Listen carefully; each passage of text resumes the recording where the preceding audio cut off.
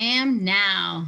Hi, everybody. Good afternoon. Welcome to another installment of our 10-minute lessons. My name's Alana Dunoff. For those who don't know me, I am going to turn the controls over to Jim Myers today.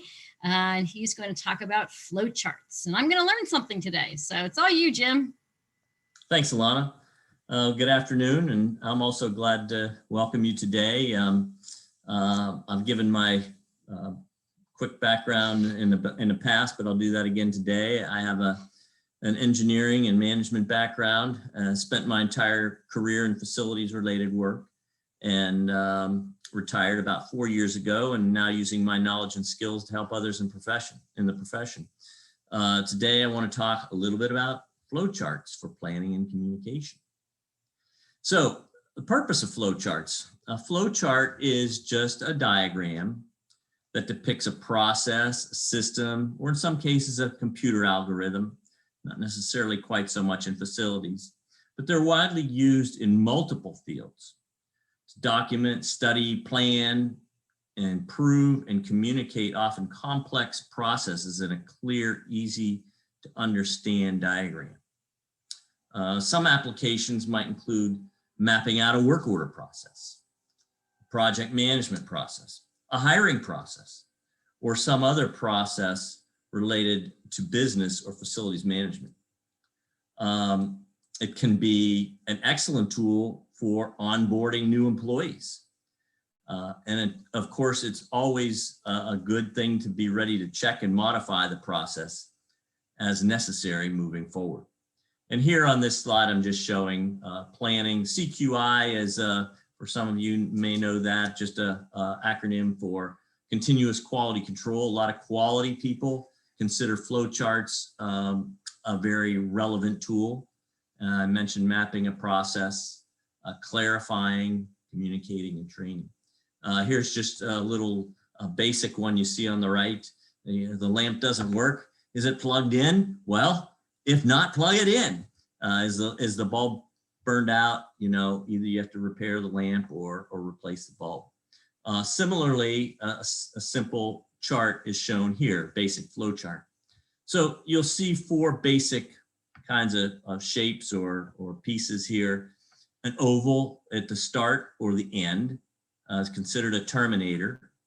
A rectangle is a process or a step. A diamond would be a decision point.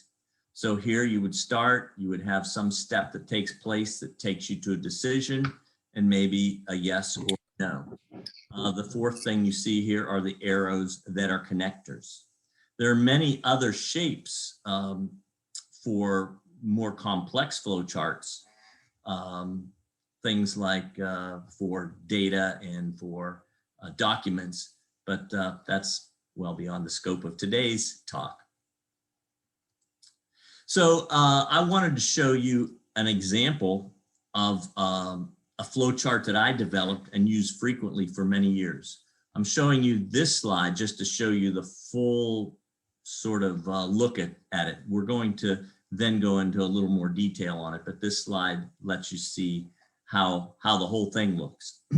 So the real life story around this is that I spent most of my career in this particular organization, the Facilities Engineering Institute. My first 10 years of the organization, I was on staff there, and then I became director. And I had a vision for how I thought the organization could grow and how I wanted it to grow after being there for 10 years. And as we started to grow, I thought I was communicating that to my staff, but I wasn't necessarily always doing that effectively for everyone. And when I finally realized that, I felt like I needed to create a flow chart. And when anyone had a question about what we were doing and why we were doing it, I'd pull this flow chart out and explain the what's and the whys. And then they understood. Maybe not always agreed, but they understood. So let's take a look at it in a little more detail. So this was really a business kind of decision tree. again, on how we would address new opportunities in our work. And so if there was a request, the first question was, does it fit our mission? You know, since we were facilities related, we were doing things in energy and engineering and research and education. Did it fit that mission? That's a very basic question. If not, why are we even considering this? That's a no, reject it. If yes, then it took us to a next question. Is it with a current client? Now, to me, this was a very important question because I felt that we needed to maintain loyalty and integrity with our existing client base. And we also had a very specific business model that made us successful. At that time, our organization was about 45 years old. And so I wanted to maintain that success. So if it was with a current client, it kind of went into a new category.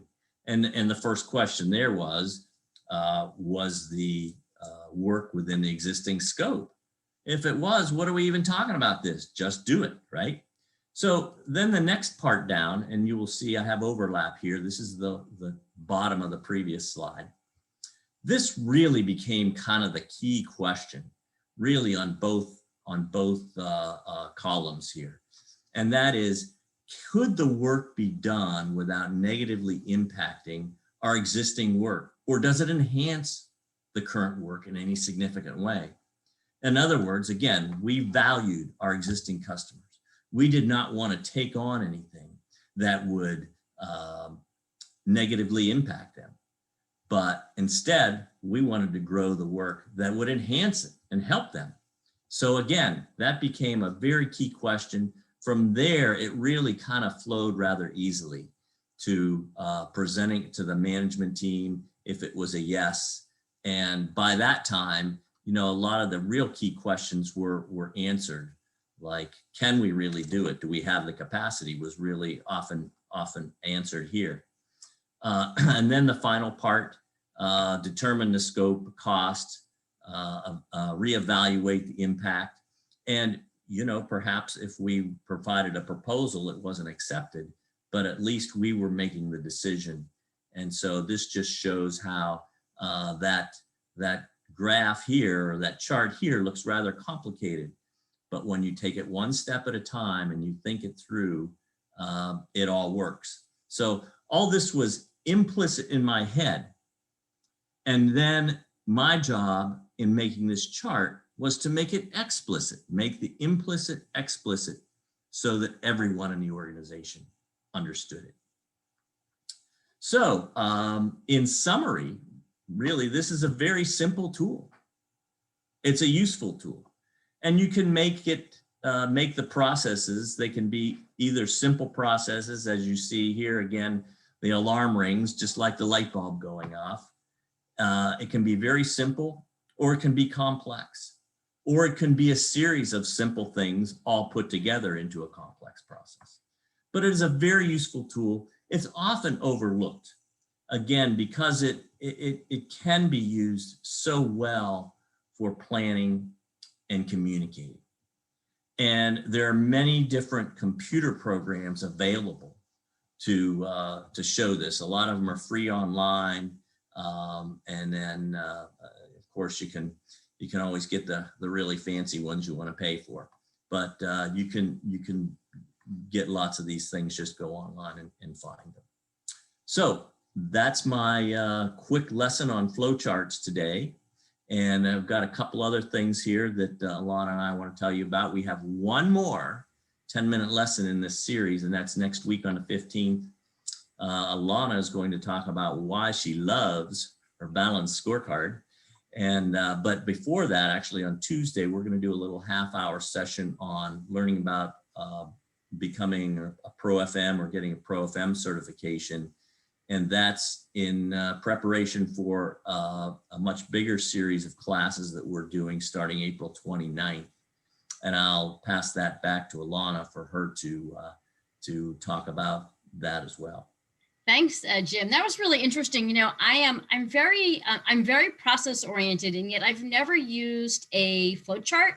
I've never really like played with it, and I feel like I really should be because it's how I think. And it's really interesting to find that sort of graphic way of having that conversation with someone, your staff or whoever, about how things sort of go. And I gotta play with that a little bit more. I'm curious. I was going to ask you about software because I could see starting to build it in PowerPoint and like driving my brain crazy. So there are some free tools that are out there. Yeah, just put out there process flow chart in your search engine, and boom, you'll pop up. I don't know. Anyone on the call, does anyone use them? I think they're really interesting, and I certainly can help clarify, a new process. I think of like a work order maintenance process and things like that. How it really could help end users understand, what to use as well.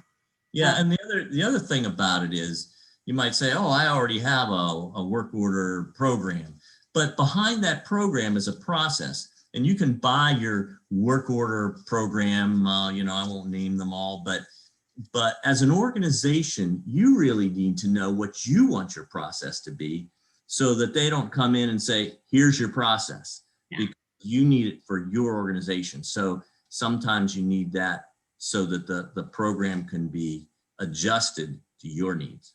That's really interesting. Well, cool. All right. Well, so I know we're kind of running out of time. Thank you, Jim. That was great. And interesting, and definitely a simple tool that we can all be thinking about. So Jim mentioned next week is our last, we got two things going on next week. We're going to do a little event on about the Pro FM credential. And I have an unusual love affair with balanced scorecards. So Jim loves the process flowcharts, and I like my balanced scorecards. So we're going to spend a little time talking about them and how as a tool it can really be beneficial as well. But we also really wanted to share with our avid Pro FM, our 10-minute lessons, and Jim, you can flip the slide, that we do have a Pro FM class that we're going to kick off at the end of the month. The class on the session next week on Tuesday is to give you kind of a little introduction to it. But there's the class schedule. It's essentially 7 classes over about a 13-week period. Jim and I are both teaching it together. So we have our strengths that we each kind of play to, and we go through the different modules of the Pro FM course. And you can find out more information by going to kind of our new site called Learn to Be an FM Pro. And you can get some more information there. And I wanted to offer to our 10-minute listen folks, our groupies, an extra discount. So that is on the screen there too. And there's an opportunity if you do join the class to use that code ProFM429 and get a little bit of an additional discount as part of a thank you for all your participation and joining us along the way. But next week, we'll talk about the class some more. I'll send you all some information. And if you're curious, you can come join us. So I thank you all for joining in. If you have any questions for Jim, please feel free to stick around. Otherwise, go about your day. And thanks for joining us. We'll see you all next week. I got a question for you, Miss Alana.